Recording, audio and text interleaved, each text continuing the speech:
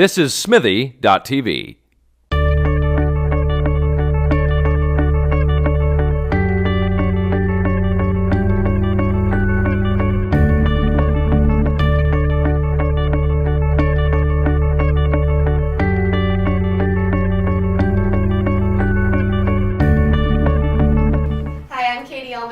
For Katie Chats here at Smithy TV in downtown Toronto with Sandra Kasturi and Brett Savory, who are the co-founders, co-publishers at Cheezine Publications. How did Cheezine get started? Well, I think I'm going to let Brett take this one because he's the one who originally started the online magazine. All right. I guess just about 15 years ago, I started an online magazine that was like dark fiction, horror, because there wasn't a lot of that kind of stuff out there at the time, and so I sort of just started getting stories and poetry and columns and art and all that kind of stuff, and just kept going with it until I guess 2008, and then because I'd always wanted to expand it to a print venture instead of just only being online. So it's the same kind of stories as we had in the online magazine, but in a book form. So that's been going for almost 5 years now. Right. And you two are also a couple. How did you meet? Did you meet through some of the fan fiction, some of the events that you have to go to? Yeah, sort of. I mean, we both did sort of the convention circuit, but we actually met because another writer friend of mine, Savory actually had dated Brett briefly, but decided he wasn't for her. So she said, "I think you should date him." And so I said, "All right." And then he found out that I wrote poetry and fiction as well, and he published a couple of my poems in the online magazine. And then he said, "Do you want to come on as poetry editor?" I think he was just trying to get in my pants, but it all did work out very well. And then in 2008, when we'd been running the magazine for a long time, and we'd gotten some awards, including the Bram Stoker Award. And how did it feel to be recognized with that award? We were in complete and total shock, and I also had the worst, most terrible case of the flu I've ever had in my life. I felt like I was near death, but I put on my feather boa and my black gloves and I went to the awards ceremony, so I didn't actually believe that I'd heard it, and we had a really unintelligible acceptance speech because we didn't prepare anything at all. So that was actually quite fun. But in 2008 when we started the thing, I always like to tell the story because as I call it, how great business decisions are made. This is, bear in mind, 2008, the start of the recession, and Brett came to me and said, what do you think about doing Cheezine in print as opposed to just the online magazine? And I said, F it, let's do it. And so that was literally how we decided to do that. And then we published just a couple of books in that first year, and then the next year we did another 5 more. And then in 2010 we had a full slate. We were doing like 12 books a year. And then this year we did 18 because we're crazy. Wow. Yeah. And next year I'm sure it'll be about the same. We said we were going to cut down. But it just doesn't. Then we get excited because, but this, we should have this out at the same time. We should do this and this. And then we're like, oh, look, we have 18 again. Yeah. And then we're tired. Yeah. Absolutely. And recently Rust and Bone has come out, which you've been a part of. Tell me a bit about that experience. Well, one of our authors, Craig Davidson, wrote this story collection called Rust and Bone, which came out from a Penguin book, though. Yeah, it came out from Penguin, and then I don't remember what the film company is who picked it up, but anyway, Marion Cotillard was in it, and made in France, so it's this wonderful production. We actually got to go to the movie premiere and see it because Craig Davidson is one of our authors. He wrote Sarah Court for us, which is a wonderful collection. So if anybody wants to pick up film rights to that, because that's the one that came out from us. But it was amazing success for him, and he's such a wonderful guy and just a wonderful writer. So we couldn't have been more thrilled. Great. We're doing another one with him too. So. Oh, perfect. Great. And here I have 2 of your books. Let's start with this one, Monstrous Affections. Tell me a little bit about the cover of this book because it is so creepy. Well, first of all, we should say that Eric Moore does all of our covers. He's amazing. Everybody who sees our covers just goes, this is one guy. So he does all of our work. And he actually came up with this cover for David Nichols' book, for a story collection. And when I first saw it, I went, I don't know.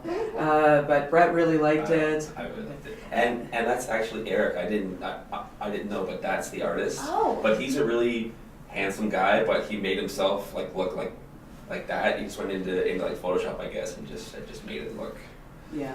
Not like him at all. He's not actually a mutant. But anyway, so we're like, all right, and everybody who sees it just kind of goes, ugh.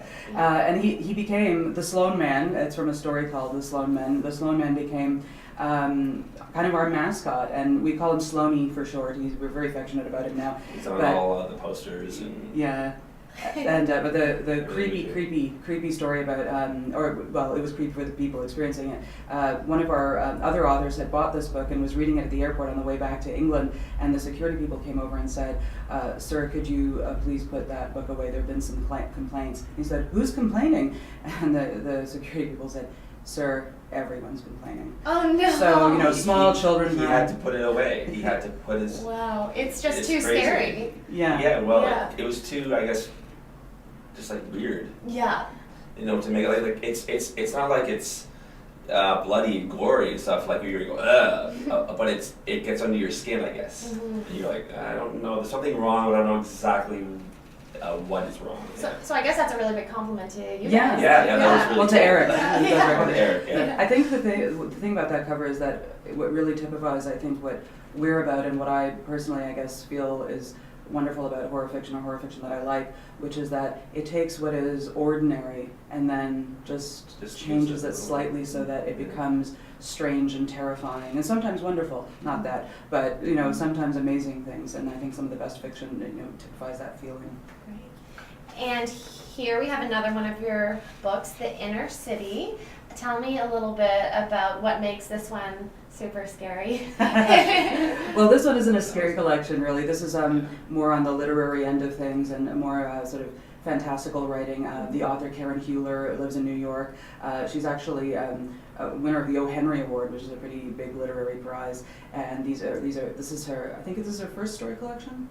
No, I think she's got one or two. We're lying. We don't know. Yeah. She's got at least a couple of novels out though, for sure. Yeah. Okay. But it was this actually came to us through our slush pile, because sometimes we approach authors for manuscripts and so on, or authors we know or their agents send stuff to us.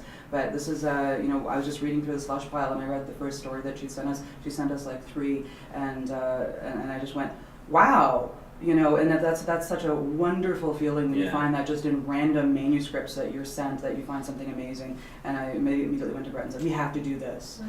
And in terms of the slush pile, I find that really interesting. How many manuscripts would you receive? And is it difficult to get through all of them? How do you tackle that?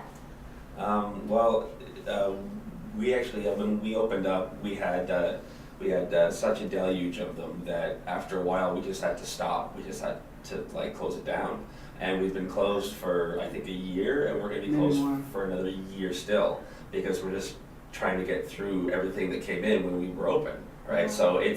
So there's a lot of people who were like and just fired us with all kinds of things, and then we're like, okay, we gotta close that down for a while, because if this keeps up, we'll just be snowed under forever. So wow. Yeah, as it is, we actually have people who have been waiting 2 years to hear back, and it's because no fair, but I know it's hard, because that was exactly what we didn't want to do, because big publishers take so long because they get so much, and now I get that, and we even have slush readers. We asked I think we had, other than me, 7 other people who were just reading through manuscripts. We don't read the whole thing, obviously. We get a sampling of chapters and an outline and so on, but even then, it's just an enormous amount of stuff to get through. And I think the difficult thing is that it's not so much that you get a lot of bad submissions, is that you get a lot of okay ones. And then that sort of mediocrity is there, and you think, well, this isn't bad, this is okay. And then you kind of forget, and you're like, oh, this maybe goes in the maybe pile, I don't know. And then you find something really amazing, like one of those books, and you go, oh, that's right. That's what it's like. And you're like, okay, all these others can go. So when you know, you know. Yeah. Okay. And you also had a book come out in November. Yeah. What was that experience like, and how's it all going? Good. It's my second poetry book. It's called Come Late to the Love of Birds, and it's out from Tightrope Books. And it was, again, the second book is always a very different experience from the first book. My first book, The Animal Bridegroom, actually also from Tightrope, that actually sold out. Probably due to the fact that Neil Gaiman wrote the introduction for me, so he owed me a favor. Anyway, yeah, that went really well, but I felt like that was kind of like, here's all the stuff I've written, let's take some of it and put it together. Whereas Come Late to the Love of Birds was much more planned in that here's a very specific thing that I want to do and things that I want to say and more thematically linked. So it went well. So, selling like hotcakes. Well, as much as poetry. Because everyone hates Poetry cakes. Poetry cakes. Yeah. And you also do some book reviews for the Toronto Star, the Globe and Mail, different publications. What else do you guys have coming up in the near future? I know you're super busy.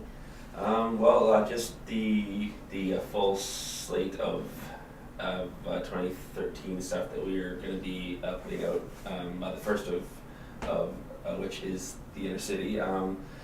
In terms of, I guess, like personally, I don't write as many book reviews as I used to because stuff really ramped up, and it's the same reason I haven't written a whole lot of my own stuff, because I've got a couple of novels out and a short story collection and about 50 short stories, but I did all those before we really got this going. Mm-hmm. So I've been about halfway through my third novel for 2 or 3 years. So I'm hoping that I can get to a point though where, because now it's been like percolating in my head for as long as it has been. Mm-hmm. So now it's all in there. It's all there, like the ending's there, everything's there, I just have to get it out now. So I just need to be able to get enough off the publishing plate that I can get back to the writing stuff and hopefully get that. Awesome. Well, our interns help us. And Yes. other people, like, we're so grateful because we'd just be dead in the water without them. As it is, we're crying hysterically over that. Aww. Kicking our feet on the desk. There's no time to do anything. Aww. And where is the best place to find out more information on both of you, your work, your appearances at various conventions, online? Yeah, just go to our website, which is cheesinepub.com. That's CHIZINEPUB.com. Great. Now you were also on YTV. What was the transition like from actor to editor? Well, I think the thing is I've been doing some sort of theater performing for most of my life, and also writing and editing for most of my life. So it never really felt like a transition from one to the other. It was just I'm always probably going to do both of them in some way. I mean, we host a monthly reading series right now called the Chiaroscuro Reading Series. If you're in Toronto, it's second Wednesday of the month at the Augusta House. Come see us. And I host those. I've got another guy now, James Bambury, another writer, who'll be co-hosting with me. We'll trade off, so that's good. I don't have to do it all the time. That gets in my performance needs, I guess, as well. Awesome. Tell me a little bit about the character. And I know you had really crazy makeup and special effects. How long did you have to prep for each shoot? Oh, well, it was really funny. My character was Madame Fibonacci, who is psychic to the stars, as I always like to say. She was often wrong, but never uncertain. She was a very, very bad psychic, and so I was a recurring character on The Zone and on Crunch. And so she would show up and give predictions, but they were always weird and very, very wrong. Sometimes dream interpretations. Kids would sometimes send in emails, and we'd read them out, and she'd give bad advice and this sort of thing. It was really funny, but it was something like 2 hours of makeup for like 2 minutes of TV. So that was always fun. Fake eyelashes, giant turban with fruit on it. It was quite amusing. It was a lot of fun. The makeup woman, Carrie Vaughn, who was doing the makeup mostly for me there, she was always like, "Is Madame Fibonacci coming in? Oh, great!" Because then she can have a lot of fun. And she had terrible taste in clothing. Madame Fibonacci, not Carrie. Yeah, turbans, scarves. Sort of like if you took a person and threw jewelry at them for a while. That's what she dressed like. Okay. Joan Collins makeup.